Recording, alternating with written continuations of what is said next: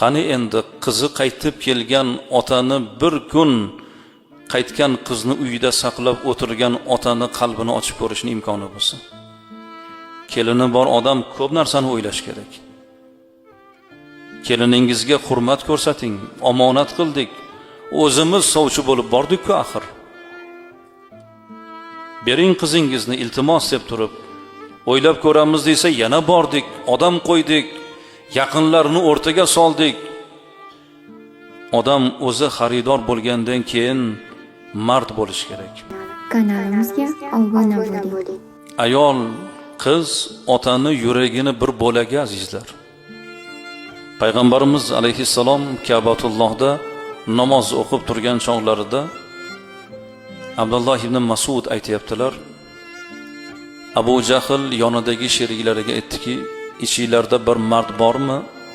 Muhammad boshini yerga qo'yganda Muhammadning boshiga ana u ichak-chovoqlarni olib kelib, tuyani ichak-chovog'ini tashlab yuboradigan mard bormi dedi.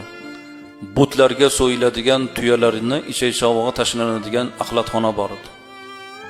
Uqbat ibn Abi Muayt degan odam men qilaman dedi. Uni birov majburlamadi. Taqdiriga Alloh shu xorlikni yozgan ekan, borib bir idishga o'sha axlatni solib keldi. Kelib poylab turdi. Sarvari koinot sajdaga bosh qo'yganlarida Rasulullohning tepalaridan axlatni to'kib yubordi. Tasavvur qilyapsiz-a? Ka'batullohda sajda qilgan hollarida Allohning rasulining tepasidan axlatni to'kib yubordi. Rasululloh bu xo'rlikka boshlarini ko'tara olmay qoldilar. Shu holda qolib ketdilar.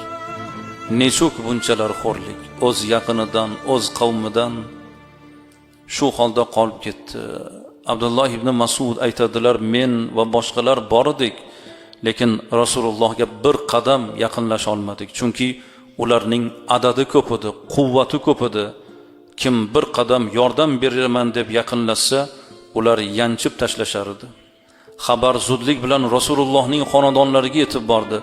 Kichik qizlari Fatima Ka'batullohga qarab, yugurib, chopib kelib, otani boshidagi axlatlarni olib, tozalab, kiyimini, etagini yirtib, otani yuzini artib tozalab qo'ydi.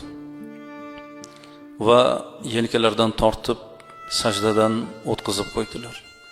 Shunda Rasululloh sollallohu alayhi vasallam aytdilarki, Fatima mening qalbimning bir parchasi dedilar. Kim uni xafa qilsa, men xafa bo'laman. Kim uni xursand qilsa, men xursand bo'laman dedilar. Mana shu Rasulullohning so'zlari har bir qizi bor otaga tegishli gap. Qiz otani yuragini bir parchasi, yuragini bir bo'lak. Yuragini bir bo'lagini uzib bergan o'sha uzatganda. Mana shunday tasavvur qilishimiz kerak.